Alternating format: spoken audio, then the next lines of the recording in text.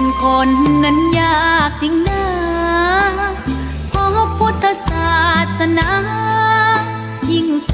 นยากเย็น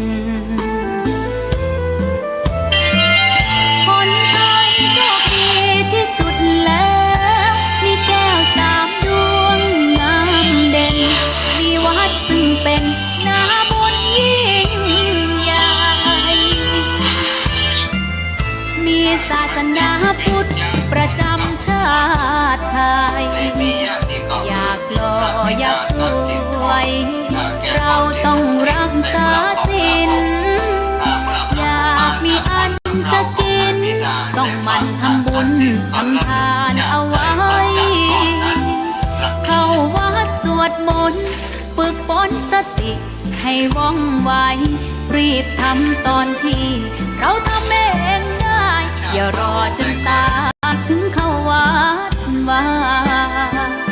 เข้าวัดยามเป็นจะได้เห็นแต่น้ำใจเข้าวัดยามจะได้เห็นแต่น้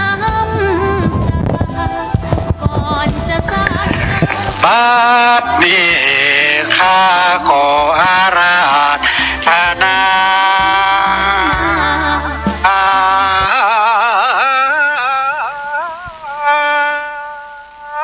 องค์สาธุอนุกรรมปิมังพระชังอาราธนังกาโล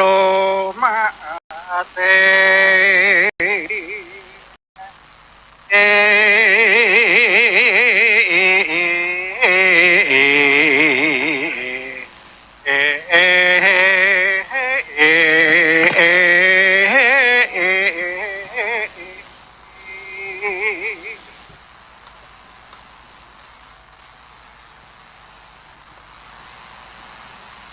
ขอเคารพนอบน้อมแด่พระพุทธพระธรรมพระสงฆ์และถวายความเคารพแด่ครูบาอาจารย์เจ้าที่มาร่วมในงานเตธรรมนี่และขอเจริญพรแด่บรรดาญาติโยมนักศีลนักบุญทั้งหลายที่มาฟัง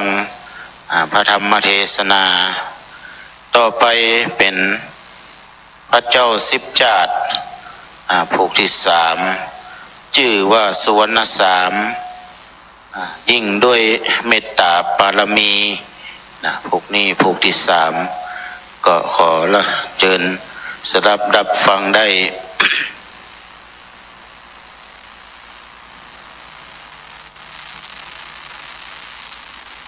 นะโมตัสสะ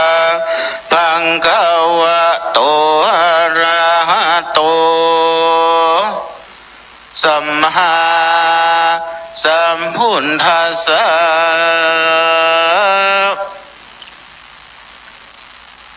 ปัญญาโยเปตัวสุกาโตวิลังกุมาไสยาเสโกตันสายันนาดายโยโลกานาโทหิตายาตาจินเตหะตวาปะปุงอสุวรรณาตังนามามิหังสาดาวดุลาสัมปุริสะตั้งหลายอันนั่งอยู่ฟังธรรมจุงปากันจำแต่ตนถึงไปเดเตอสถานว่าสัพพัญโยพระพุทธเจ้าตนเป็นปิ่นเก้าเตโลกาจารย์เมื่อสร้างสมปานพระมีแต่ก่อนวันนั้นพาก็ได้เฮาจัดเป็นพระสุวรรณสามได้ถึงอันตรายเป็นทุกข์มากนักโดยเตจาสมภารปานมีอันใดเกินตำเพียรยังเมตตาบารมีอันยังได้โลดพ้นจาก อุนตันลายตั้งลายได้ สามประการดังพานถ้าลุงยานสัมมาสัมพุทธเจ้าหากเตนสันนาไว้ดังเราจังใดวิสันสันนาไปนาภูมิถ้าอย่าเบิ่งจากหูดังนี้เตือน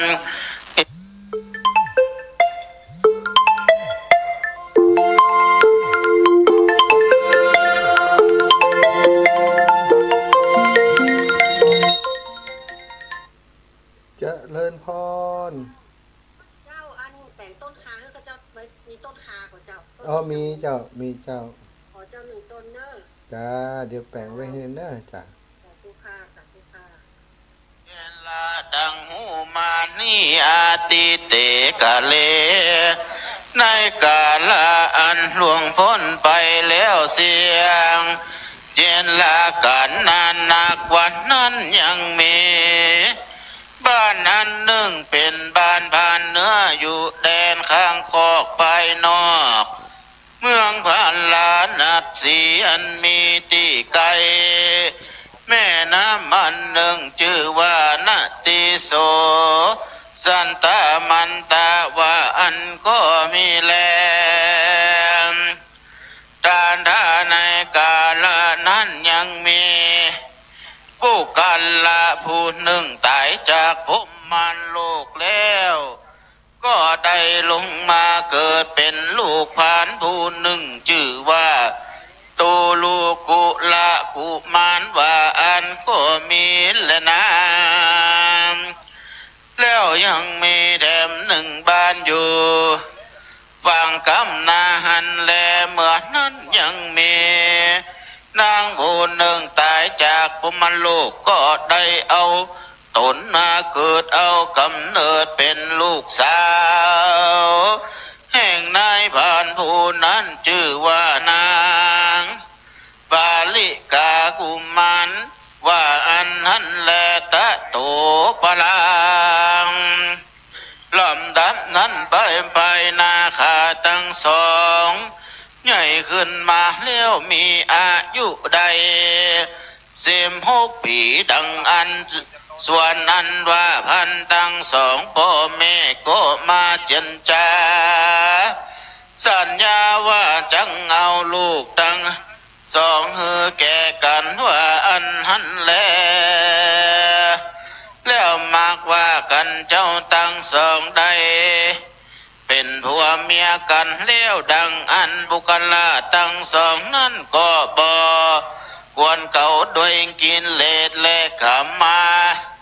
ตัณหากรรมอันสักอันเมื่อดังอันคนยิ่งใจตั้งหลา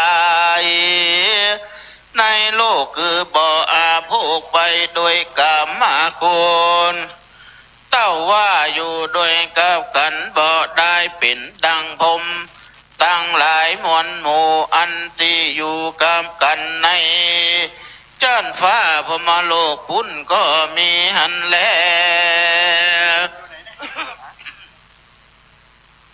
แอมพาการหนึ่งนั่นบุคลาตั้งสองก็ก็ตำกรรมันเป็นบา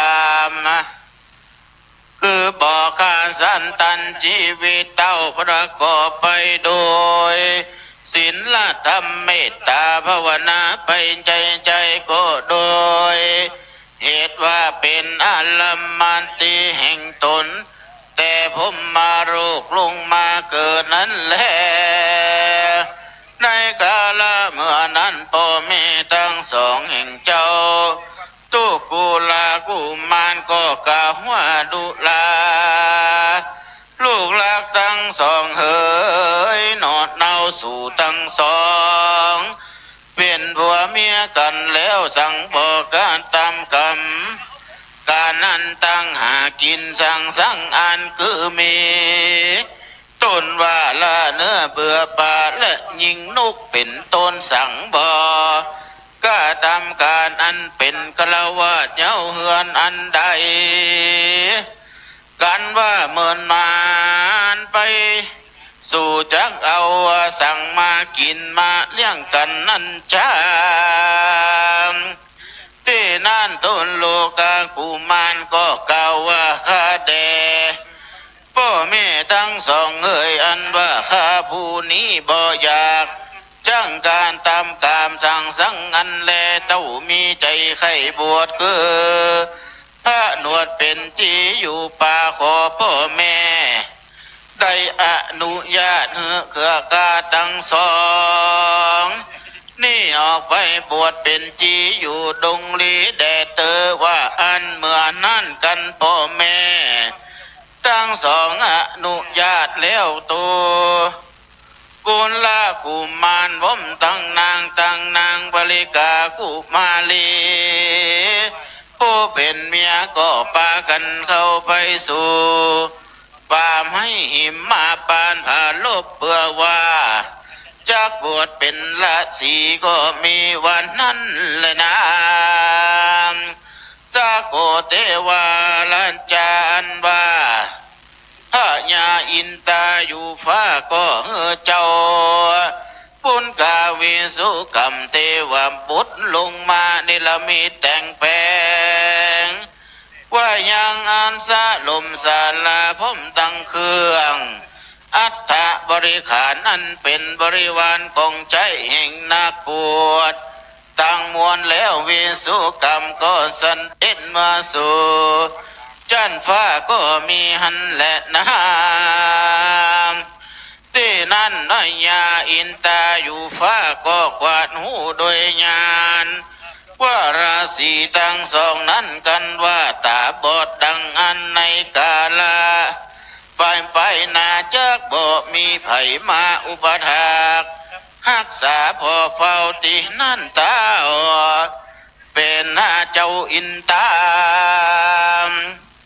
ก็ยันจาจึงเจ้าราศีทั้งสองว่าข้าแด่เจ้าราศีทั้งสองเอ่ยแต่นี้ไปนานบ่นานเท่าใดอันว่าตาหิงเจ้าทั้งสองก็จากบอดเสียบ่หันสั่งสักอันใดแลว่าอันเจ้าทั้งสองจุงผ่านด้านนาเอาใดยังลูกใจไว้อุบานหาก็ควรจัดแลในกาลนั้นนาเจ้าว่าเล่าพระโพธิสัตว์เจ้าก็จุติจากภูมิมารโลกลงมาปันติสนกำเนิดในต้องนางผู้ผาเสดภริกาสินีกันว่าได้10 เดือนแล้วนางก็ผ่าสูตรลูกแก้วเป็นใจมีลูกองค์อาจไผ่ล่ำเลิศมีผิวพรรณวันนางามผ่าเสดดังคำขาเหตุนั้นเจ้าปิตาสองพ่อแม่จึงใส่ชื่อแก้วแก่ใส่ใจว่าสุวรรณสามว่าอันนั้นแลอาปะลาปะปาเกแหลกแหลนั้นไปนาพ่อแม่ทั้งสองก็เลี้ยงดูเจ้าสุวรรณสามด้วยอันหาหัวมันและลูกไม้เจ้าก็จำเริญขึ้นใหญ่มาได้16 ปีก็มีหันและนาการที่ว่าสั่งยังมีในวันหนึ่งเจ้าทั้งสองพ่อแม่ได้ไปหายังว่ามันลูกไม้ที่ในป่าใหญ่ดงหนาจิ้งปิกปอกมาขึ้นมาสู่ยังที่อยู่เกหาไปตันลอดเตือนั้นในกันนะยามนั้นมหาเมฆาอันว่าฝนหาใหญ่ก็ตุกไข่ลงดงหนามากนักเจ้าระสีทั้งสองก็ปากันเล่นไปสู่ยังติอยู่ใต้ลุ่มไม้เพื่ออ่านสะไหลบ่หือน้ำผลสัตว์ใส่เจ้าทั้งสองก็หากว่าได้ไปยืนอยู่ที่บนจอมปลวกอันหนึ่งดังอันทัดทาม ในกาลยามนั้นน้ำฝนนั้นตกมากหนักอันถูกเนื้อตัวเจ้าทั้งสองก็ไหลหลังย้อยไปสู่อยู่ที่อยู่แห่งงูอะสรพิษอันอยู่ในหูปื้นจอมปลวกที่หันก็มีแลเมื่อนั้นพระอะยาอสรพิษงูเห่าตัวนั้นมันก็ได้สาบกินเหงื่อไก่หิ่งเจ้าราศีทั้งสองดังอันมันก็ข้านิ่งใจว่ามันนู่นจังมากะตำลายแก่มันอันว่างูเห่าดำตัวนั้นมันก็ปูดทาเกียจกามากหนักมันก่อนรีบออกจากงูมันมาบอดจ้าแล้วก็ผู้ปีนกาเข้าใส่ยังเจ้าราศีทั้งสองก็มีหันแลอันว่าเจ้าราศีทั้งสองนั้นมันก็มีตาอันเมิดมัวเจ็บปวดมากนักก็พากันร้องไห้ลิร่ำไรด้วยพากันต่างๆนานาและบ่อ่านจักพิงพ่อขึ้นมาสู่สรมแห่งตนใดก็มีหันแลที่นั้นมหาสันเจ้าสุวรรณะสามัญอยู่เฝ้าเกหาก็มาก็นิ่งใจว่าพ่อแม่แห่งเจ้าทั้งสองอันว่าไปแสวงหาลูกไม้ในป่าตาวันพอเล็งกว่าจักดาไก่คำเลี้ยวสั่งบ่ปิกปอกมาดังอันจามหาสันเจ้าลำเปิงใจสันนั้นเลี้ยวก็ป่าเข้าป่าเศร้าดงนาไปหาพ่อแม่ทั้งสองเจ้าก็รำร้องไห้ไปตามต่างอยู่ใจหันแลที่นั่นเจ้าราศีพ่อแม่ทั้งสองก็ได้ยินเสียงเจ้าสุวรรณะสามมาเพราะหากร้องไห้หาดังอันก็กล่าวว่าตาตะดุราเจ้าสุวรรณะสามเหยลูกหักเจ้าอย่าได้เข้ามาใกล้สถานที่นี้หากว่ามีอนตะลายที่นั้นเจ้าสุวรรณะสามก็จะถามพ่อแม่แห่งตนว่าเป็นสันใดอันจาที่นั้นเจ้าราศีก็กล่าวซึ่งลูกแห่งตนใดหูจุมปาการนั้นแลแต่นั้นไปนามาหาสันเจ้าก็เลี้ยงดูพ่อแม่ตั้งสองอันหาตาหากบอดนั้นได้อยู่สวนสานดีก็มีอันแลโจถ้าโกแม่นมี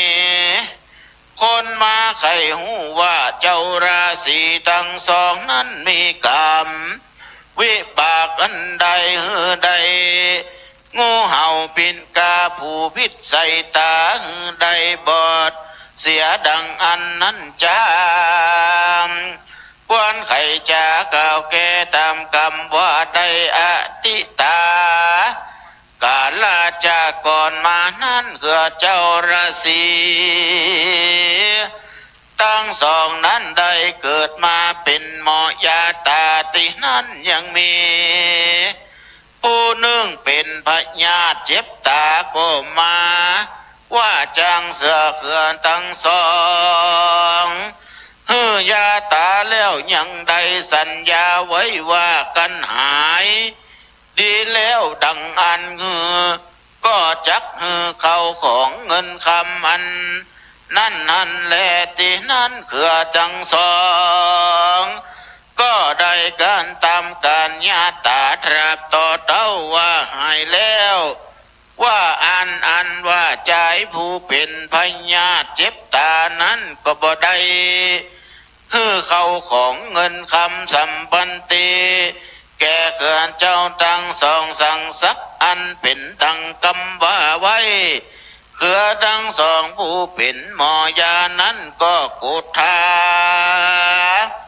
มากนักจิ้งแสงเอายาปิดมาใส่ตายังใจผู้นั้นใดบอดเสียก็หากมีโดยประการดังกล่าวนี้แล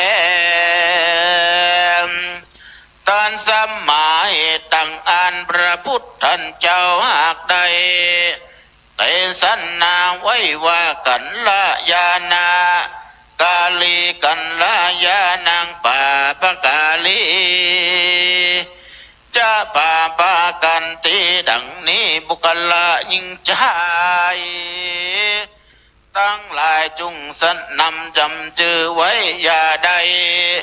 สร้างปามปะกรรมอันใดไว้กรรมนั้นหากเกิดจากการกันตามกันสร้างกรรมดีเอาไว้กรรมตนก็จากเป็นกุศลภาระบุญเฮใดส่วนสันดีนั้นแลกันสร้างป่าประกรรมบทดี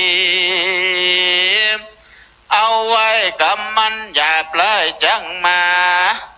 ตอบสายเฮตุนใดเครื่องขี่จักเป็นดังราศีสองนี้แรนะ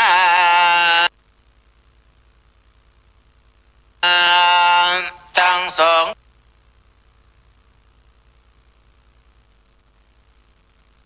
โดยหาลูกไม้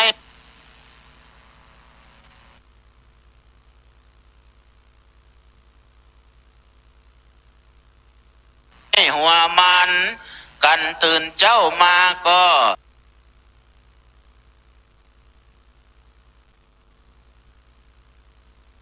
เข้าไปสู่ป่าเจ้าก็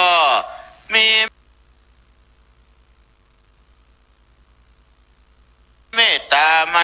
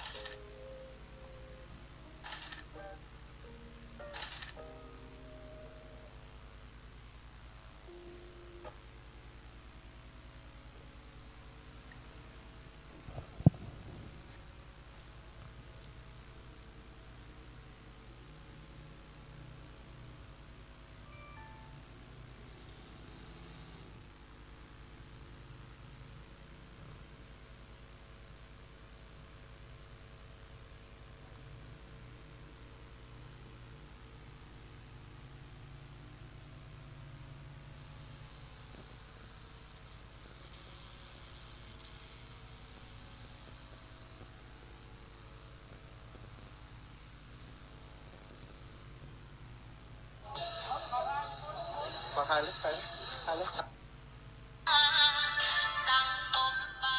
รมีไว้ทำบุญตอนที่ยังมีชีวิต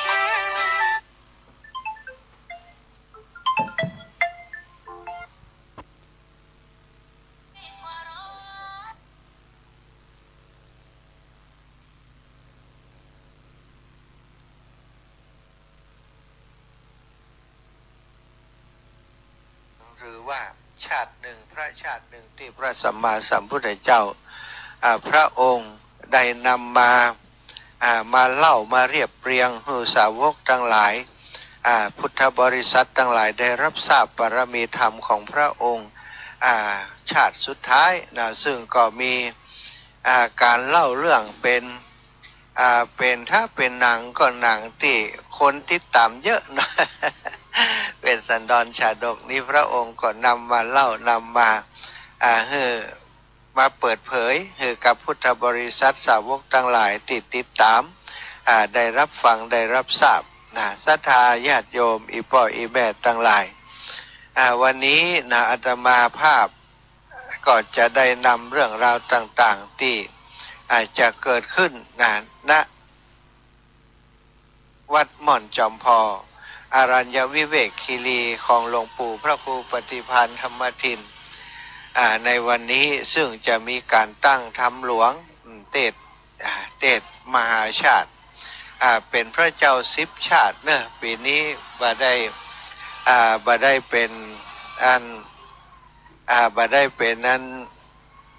เวสสันดรชาดกเหมือนกับทุกครั้งเนาะศรัทธาญาติโยมทุกครั้งนั้นจะเป็นเวสสันดรชาดกโดยพิสดารก็มีโดยย่อก็มีสถานจะเป็นการแสดงธรรมประมาณนั้นแต่ปีนี้จะเป็นการเทศมหาชาติจริงๆก็คือพระเจ้า10 ชาตินั่นเองพระเจ้า10 ชาตินั้นประกอบด้วย10 ชาติด้วยกันที่พระพุทธองค์ทรงอุบัติขึ้นนะศรัทธาญาติโยมตุลูกตะวันไปช่วยแจ้งคนที่เปิ่นกำลังเป่าไข่นี้กำแล้วว่าอันเปิ่นจัดรายการอยู่นะเปิ่นว่าหู้เนาะพระเจ้า10 ชาติก็มีชาติที่หนึ่งที่พระองค์เกิดมาเป็นพระเตมีเตมียะชาดกนี่ก็คือพระเตมีใบที่เฮาได้มักจะได้ยินกันอยู่ประจำนั่นเองศรัทธาแสดงถึงการบำเพ็ญเนกขัมมะบารมีคือการออกบวชหรือการเนกขัมมะก็คือการหนีออกจากกามต่างๆเนาะเรียกว่าเนกขัมมะแล้วพระชาติที่สองมหาชนกชาดกกนี้ก็บำเพ็ญวิริยะบารมีแสดงถึงการบำเพ็ญวิริยะบารมีคือความภาคเพียรความบากบั่นแล้วก็พระชาติที่สามพระองค์ก็เสด็จอุบัติขึ้นมาเกิดมาเป็นสุวรรณสามนี่ก็พระองค์ได้บำเพ็ญเมตตาบารมีแสดงถึงการบำเพ็ญเมตตาบารมีคือความมีไมตรีความปรารถนาให้คนทั้งหลายทั้งปวงสรรพสัตว์ทั้งหลายมีความสุขอย่างทั่วหน้าแม้แต่ตัวเองจะได้รับความลำบากอย่างใดก็ตามแล้วชาติที่สี่เนมิราชชาดกนี่ก็เป็นเนมิราชชาดกนี่พระองค์อธิษฐานปารมีเป็นปารมีเรียกว่าอธิษฐานปารมีแสดงถึงการบำเพ็ญอธิษฐานปารมีคือความตั้งใจความมั่นคงแน่วแน่ในการปฏิบัติสถานมันมีการปฏิบัติหรือว่าการจะทำอะไรอย่างต่างๆนี้สถานถ้าเราทำไปเรื่อยๆโดยบ่มีทิศทางโดยบ่มีเป้าหมายได้ก็ดีบ่ได้ก็ดี แล้วแต่บุญปาวาสนาส่งทำอย่างจะพัดจะผูก็อาจจะดีจะพัดจะผูก็บ่ทันดีสักกำยั้งเหี่ยก่อนบ่ได้อธิษฐานไว้แต่ว่าในเนมิราชชาดกนี้ได้กล่าวถึงอธิษฐานปารมีว่าการที่จะบำเพ็ญบุญบำเพ็ญกุศลบำเพ็ญความเพียรต่าง จนประสบความสำเร็จนั้นต้องเริ่มต้นโดยการอธิษฐานศรัทธาอธิษฐานในสิ่งที่ตัวเองจะทำนี่ก็อธิษฐานบารมีพระชาติที่สี่พระชาติที่ห้ามโหสถชาดกนะนี้เน้นในเรื่องของปัญญาบารมีแสดงถึงการบำเพ็ญปัญญาบารมีคือความรอบรู้ความเข้าใจแยกแยะเหตุและผลคุณและโทษนะศรัทธาคุณและโทษต่างๆมโหสถชาดกอันนี้ก็มีหลายที่หลายแห่งเนาะที่เปิ่นเอามาที่พระเจ้าอยู่หัวรัชกาลที่9พระองค์ทรงเอามาประพันธ์เพิ่มเติมใส่รูปภาพใส่อย่างเข้าไปโดยเป็นที่ศรัทธาญาติโยมพุทธศาสนิกชาวพุทธทั้งหลายได้ติดตามได้รับฟังอย่างแพร่หลายในประเทศไทยของมโหสถชาดกนะแล้วก็ภูริทัตชาดกนะอันนี้บำเพ็ญศีลบารมีแสดงถึงการศีลบารมีคือการรักษาศีลบังคับกายวาจาใจให้อยู่ในคุณงามความดีชาติที่6ศรัทธาแล้วก็จัดมารชาดกขันติบารมีแสดงถึงการบำเพ็ญขันติบารมีคือความอดทนความอดกลั้นเพื่อจะบรรลุจุดมุ่งหมายที่ทำเพื่อใดใจความอดทนสูงมากนะในพระชาตินี้พระชาติ8นารถชาดกพระองค์ทรงเมตตาทรงบำเพ็ญเมตตาอุเบกขาบารมีสถานแสดงถึงการบำเพ็ญอุเบกขาบารมีคือความวางเฉยบ่ยินดีบ่ยินร้ายวางใจเป็นกลางชาติที่9วิทุลชาดกนี่พระองค์ทรงแสดงทรงบำเพ็ญสัจจะบารมีแสดงถึงการบำเพ็ญสัพพะบารมีคือความซื่อสัตย์คือความสัตย์พูดอย่างเราทำอย่างนั้นมันวางใจได้ทั้งต่อหน้าและรับหลังนี่และพระชาติที่10เวสสันดรชาดกพระองค์ทรงบำเพ็ญทานบารมีแสดงถึงการบำเพ็ญทานบารมีคือการบริจาคทานบริจาคทุกสิ่งทุกอย่างเพื่อสาระอันยิ่งใหญ่ต่างๆนี้วันนี้ที่พ่อแม่ทั้งหลายถ้าอยากฟังโอภิสดารนะเราก็มากันที่วัดม่อนจอมทองปุ่มจัดเรื่องการตั้งธรรมหลวงเทศมหาชาติในวันนี้ทางทิศการ ญาติโยมจะได้ฟังจากครูบาอาจารย์ทำเรื่องตั้งแต่วัดเชียงรายตั้งแต่วัดบางปูตั้งแต่วัดลำปางจะไปบอกกันว่าผมเป่าทำไปเป่าจมูกไปเป่าจมูกผมเสือเอาทำชุดปูเป่าก่อนท่านแม่ท่านเวลาท่านแม่ผ่านประมาณ1 ชั่วโมงนี้เขาแม่ตลอดเนี่ยตื่นเข้ามาไปสถานที่การเปิดสถานที่ไปใบไม้ตาปาดใบไม้ตา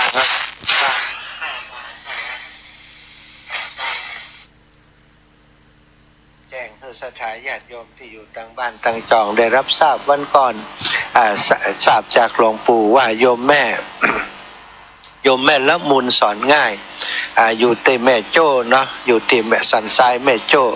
หน้ามหาลัยแม่โจ้จังหวัดเชียงใหม่ได้เป็นเจ้าภาพทุกกัน10กันละ300กะหาเนาะ30ก็เป็น 3,000 บาทก็ขออนุโมทนาบุญกับโยมแม่เตยเนอะแม่ละมุนสอนง่ายนะโยมแม่ที่ได้ฟังรายการธรรมะจากครูบาอาจารย์ในคลื่นสีขาวตลอดมา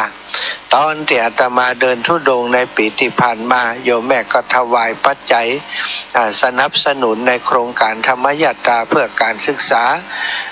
พร้อมกับลูกสาวของเปิ้ลเนาะก็ถวายปัจจัยมาเป็นจำนวนหลายอยู่เหมือนกันต้องขออนุโมทนาบุญกับบุญที่โยมแม่ได้สั่งสมกระทำอบรมกระทำตลอดมาวันนี้เป็นวันที่เฮาท่านเจ้าทั้งหลายจะได้เปิดบันทึก ประวัติศาสตร์อีกหน้าหนึ่งร่วมกับหลวงปู่พระครูปฏิภาณธรรมทินในการเป็นเจ้าภาพร่วมกันหลายๆคนก็คงจะอาจจะมีโอกาสมานั่งฟังธรรมมหาชาติ10ผูกด้วยกันในวันนี้วันเดียวจบเนาะลำปางส่งเข้าประกวด2รูปเนอะ หลวงพ่อพระครูอุดมสิริทัศน์นะครับท่านอาจารย์พระมหานฤดลมหาปัญโยวัดน้ำทงแต่เสียดายว่าลำปางวันนี้ก็คงบ่ได้ยินที่อาตมาอยู่ที่นี่เพราะว่าสถานีวิทยุวัดบุญยวาสนี้เงียบเสียงมา 2-3 วันแล้วสถาเพิ่นบอกว่าเพื่อเป็นการ ไว้ทุกข์แก่พระนางเจ้าพระบรมราชินีนาถนะเป็นความเห็นของเจ้าของสถานที่ที่ตั้งของสถานีวิทยุเนาะเพิ่นร้องขอมาในฐานะที่เพิ่นเป็นเจ้าคณะอำเภอเมืองลำปางตัวกะเนาะลำปางก็หลายท่านก็อาจจะฟังจากทางคลื่นอื่นสถานีวิทยุอื่น100.25เนาะที่ของคุณโยมดารุณีที่มีอยู่ที่อำเภอห้างชัดน่าจะฟังไปถึงหลายพื้นที่อยู่เหมือนกันบางพ่องที่มีไลน์มีลิงก์มีไลน์หรือว่ามี Facebook ก็อาจจะติดตามทาง Facebook ได้อยู่ในคณะนี้พี่น้องทางเวียงป่าเป้าจะไปลืมจะไปละกันเนาะหลวงปู่มีงานทุกครั้งหมู่เฮาก็ปากันมาช่วยหลวงปู่อาตมานี่ลุกจากลำปางมานะมาทำหน้าที่เป็นตัวแทนพี่น้องลูกศิษย์ลูกหาแล้วก็เป็นตัวแทนศรัทธาญาติโยมตัวเอาแรงกายเอาแรงงานแรงสมองแล้วก็แรงทรัพย์กำลังทรัพย์ซื้อวัสดุอุปกรณ์อย่างต่างๆมาจัดให้กับหลวงปู่เท่าที่เขาจะทำได้เนาะสถานเขาก็ทำเต็มที่การทำอย่างนี้นี่บัจจัยว่าได้บุญที่หลวงปู่คนเดียวนะเขาทำเขาก็ได้บุญของเขาศรัทธาญาติโยมที่เปิ่นฝากปัจจัยกับอาตมาหอมบุญกับหลวงปู่ก็ได้บุญด้วยกันเอามาช่วยเอามาใช้จ่ายในการเตรียมการงานเอามาให้มาหอมในโครงการนี้กับหลวงปู่วันนี้บารมี10ชาติของพระพุทธเจ้าทัศชาติชาดกพระเจ้า10ชาติจะได้ฟังกันทุกชาติอาตมาจะบักเข้ารายละเอียดของพระเจ้า10ชาติจะเบิดนี้ต่างวิทยุวัดฝ่ายหินเปิ่นจะถ่ายทอดออกไปถ้าศรัทธาญาติโยมใครติดตามรับฟังเข้าไปที่ YouTube ของวัดฝ่ายหินเนอะพิมพ์คำว่าพระเจ้า10ชาติที่วัดอรัญญวิเวกคีรีม่อนจอมพอศรัทธาก็สามารถเข้าไปฟังได้แล้วนะฟังเป็นการถ่ายทอดสดนะวันนี้ผูกที่1เพิ่งก็จะเตมียะชาดกแล้วก็ผูกที่2มหาชนกชาดกผูกที่3สุวรรณสามชาดกผูกที่4เนมิราชชาดกผูกที่5มโหสถชาดกผูกที่6ภูริทัตชาดกผูกที่7จันทกุมารชาดกผูกที่8นาลทะชาดกผูกที่9วิทุระชาดกผูกที่10เวสสันดรชาดกชาดกเตมียะชาดกเพิ่นก็เน้นเนกขมะปารมีมหาชนกชาดกก็วิริยะปารมีที่พระบาทสมเด็จพระเจ้าอยู่หัวเพิ่นเอามาทำเป็นเรื่องพิมพ์เป็นเรื่องแล้วก็มีภาพที่สวยงามมหาชนกชาดกเป็นชาดกที่2ในพระเจ้า10ชาติสุวรรณสามชาดกเมตตาปารมีเมตตาอย่างใดก็มาฟังกันเนมิราชชาดกอธิษฐานปารมีมโหสถนี่ก็ปัญญาปารมีภูริทัตพญานาคภูริทัตก็ศิลปารมีจันทกุมารชาดกอันนี้บำเพ็ญขันติปารมีสถานนาลทะชาดกนี่เป็นอุเบกขาปารมีวิทุระชาดกสัจจะปารมีสุดท้ายเวสสันตระชาดกตานะปารมีศรัทธาญาติโยมติดตามรับฟังกันได้เนอะก็มีเวลาอีกเล็กน้อยก่อนที่จะเปิดสายให้ศรัทธาญาติโยมได้โทรมาขอประชาสัมพันธ์การงานของธรรมาภาพและครูบาอาจารย์ท่านอาจารย์พระมหานุปดลสุวรรณเวทีวัดบรรพตสถิตปีนี้กฐินมาล่าน้อยเนาะได้กฐินมีโยมปวารณากฐินและจะมาทอดถวายในวันที่31ที่จะถึงนะก็ลบ ลบวันเสาร์วันอาทิตย์นะครับปกติเปิ่นอยากได้วันเสาร์อาทิตย์นะเลื่อนจากวันเสาร์อาทิตย์มาเป็นวันจันทร์อังคารเนาะวันอังคารด้วยเหตุว่ามันเป็นวันเสาร์วันธรรมดาที่เจ้าภาพเป็นโรงเรียนสถานโรงเรียนลำปางกัลยาณีแล้วก็กัลยาณมิตรของวัดพระธรรมกายเนาะจะมาร่วมถวายกฐินในวันที่31นะวันที่31ก็ทราบว่าญาติโยมจากต่างเมืองน่านโดยคุณโยมธนกรคนโยมดานุภา24ภรรยากู่บุญกู่ปารมีเพื่อนจะเดินทางมาจากบ้านสะเนียนแล้วก็เอาข้าวต้มมาโดยข้าวต้มกล้วย ขนมนำมาร่วมเป็นโรงทานโดยในวันที่31แล้วศรัทธาญาติโยมพี่น้องจากทราบว่าทางห้วยงูในก็จะไปแต่ปีนี้ขอว่าไม่ต้องเอาโรงทานไปอินดูเพื่อนศรัทธาญาติโยมทำโรงทานก็จะแล้วจะเสร็จตั้งหัวค่ำไปถึงย่ำดึกถึงตี 1 ตี 2จากนั้นก็เอาคว้าขึ้นรถเดินทางทุกครั้งก็มากันในสภาพตีอิดโรยเนาะเที่ยวนี้บอกเป็นว่ามาแอวเอาเนอะ ปะกันที่วันที่27ก็คิดว่าต่างพี่น้องต่างเมืองฝางถ้าจะบัติดอย่างเพิ่นก็คงมาเนาะวันที่31แล้ววันที่2ศรัทธาญาติโยมอาตมาภาพแล้วก็คณะศรัทธาจากลำปางจะได้ไปสนับสนุนร่วมบุญกฐินนตาลที่วัดห้วยบงเป็นวัดในหมู่บ้านของปอเนกธรรมขันธ์ปอเนตธรรมขันธ์ปอเนตนี้เป็นแฟนรายการคลื่นสีขาวมาเมินนานแล้วติดตามการทำงานของอาตมามาช่วยงานหลายครั้งเนาะเปิ่นมีงานที่บ้านเปิ่นจะเอาปัจจัยไปสร้างวิหารได้สร้างได้แปลงและเตลื้อแล้วก็สร้างแปลงแล้วก็จะไปร่วมบุญกฐินในวันที่2จะมีศรัทธาญาติโยมจากต่างลำปางไปกันหลายท่านอยู่เตรียมตัวกันไว้เนอะโยมแม่จินดาสายสุภาโยมน้องสมควรคณะสถาบันน้ำโจประจำแล้วก็ศรัทธาจากที่ลำปางอีกคันหนึ่งเนาะอาตมาก็จะดูรถอีกคันหนึ่งศรัทธาไผ่จะไปโดยก็แจ้งมาเนอะค่าใช้จ่ายก็ไปพะเยานี้ก็ตกคนประมาณ300เนาะ300เหลือจากนั้นอาตมาภาพจะดูแลหื้อกันแล้วกันไผ่จะไปด้วยกันไปแอวพะเยาไปแอวเมืองเงาไปแอวในพื้นที่เส้นทางที่ไปพะเยานั้นเรียบร้อยแล้วครับก็สามารถ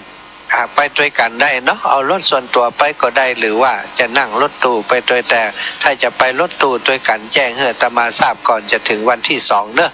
สถานตังลำปางเพราะว่าสถานีตังลำปางส่วนนี้สื่อสารกันมาได้เตื้อเนาะก็คงจะใช้พื้นที่ตรงนี้แจ้งศรัทธาญาติโยมได้รับทราบไปจะไปพะเยาด้วยกันแจ้งชื่อเสียงเรียงนามมาอยู่ที่ไหนจะได้ไปฮับตามนั้นก็ตอนนี้ในเบื้องต้นมีอยู่2ตู้เนาะตู้รถของโยมแม่พี่น้องจากบ้านน้ำโจประจำ1กันแล้วก็ของอาตมาภาพอีก1กัน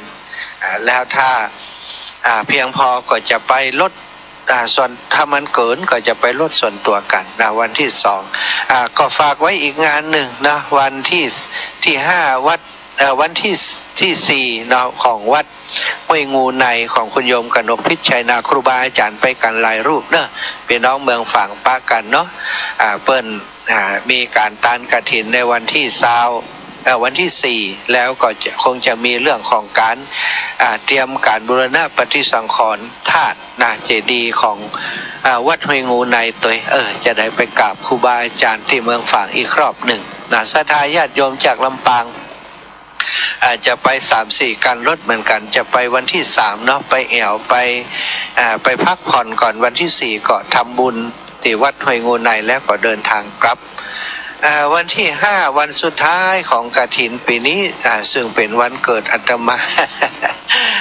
ปีนี้ไม่ได้ทำบุญวันเกิดวันที่5จะเลื่อนไปเป็นวันที่9เพราะว่ามันยุ่งกับลอยกระทงแล้วก็กฐินหลายวัดเนาะกฐินอีกวัดหนึ่งที่อาตมาอยากจะไปร่วมงานกับเปิ้นก็คือวัดบันฟ่อน วัดบ้านฟ่อนนี้สถาบันฟ่อนนี้เปิดไปติดตามอาตมาไปทำกิจกรรมต่างๆน้ำท่วมก็ไปทำบุญทุกวัดทุกวาไปตัวยกันหมด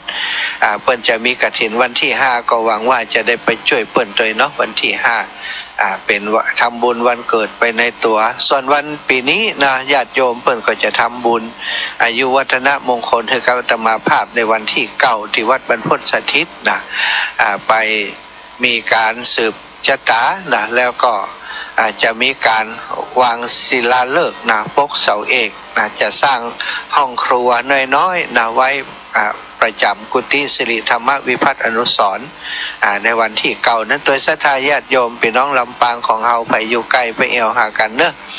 เอาลงทานไปด้วยนะมีอาหารเลี้ยง อาราศรัทธาได้อุจากันไปมาเนาะเวลาตอนนี้9 นาทีปั่นเวลาให้ศรัทธาอีพ่ออีแม่ที่ฟังอยู่ต่างบ้านต่างจองได้โทรเข้ามาสัก5 นาที10 นาทีเนาะ08088444173เนอะ08088444173โทรมามาจ๋าใครจะให้หอมการเทศการทำก็ติดต่อมาที่หลวงปู่ได้เนอะตอนนี้หลวงปู่นี่โทรหาเปิ้นได้หลวงปู่ตื่นละนะหลวงปู่จะได้จดชื่อเสียงเรียงน้ำแล้วก็จะบอกเลขที่บัญชีให้กับศรัทธาญาติโยมโทรหาอาตมาถ้าจะหอมนี้บัดสะดวกแต่ว่าให้ประกาศวันนี้ได้อยู่เนาะช่วงที่มีการแสดงธรรมเทศมหาญาติ10 ชาตินั้นมีช่วงเวลาใดที่ประชาสัมพันธ์ได้ตั้งฝ่ายประชาสัมพันธ์ต่างๆก็จะทยอยประชาสัมพันธ์ที่ศรัทธาญาติโยมห้อยหอมมาเนาะไปตลอดงานเนอะ0808844173 เวียงป่าเป่าตะคืนป่าบุญธรรมว่าวันผูกปะกันอีหรอถ้าจะได้ปะแต่เนาะโยมป่าบุญธรรมแม่รัตนาสังคำพันธ์แม่รัตดาเขาพี่น้องตังบ้านโป่งเทวีเนอะพี่น้องตังบ้านสันมะเข็ดนะถ้าจะมากันอยู่โยมแม่จิรพันธ์โมป้อพี่น้องตังวังเหนือแม่บัวโรยแรงจริงนะตังวังเหนือถ้าฟังอยู่เนอะมาปะกันเพเนอะนะแม่สวยนะเอาเจริญพรแม่บัวลอยชัยสวรรค์โอ้แม่ได้ทำบุญละอาจารย์ฝากบุญให้แม่สัก200แล้วที่ท่านพ่อครูวันนี้นะเจ้าแล้ววันที่เจ้าจะทำบุญวันเกิดแล้วแม่จะโอนไปรวมกันเลยเจ้าแต่วันนี้นี่ออกก่อน200เจ้าขอตั้งด้วยเจ้า200สาธุได้เจ้า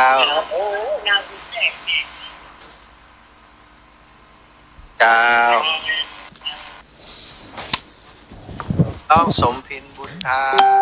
ยมแม่ผงเทพประสานก็โยมแม่สวยเจริญพรแม่ลิปะกันวันก่อนกฐินมา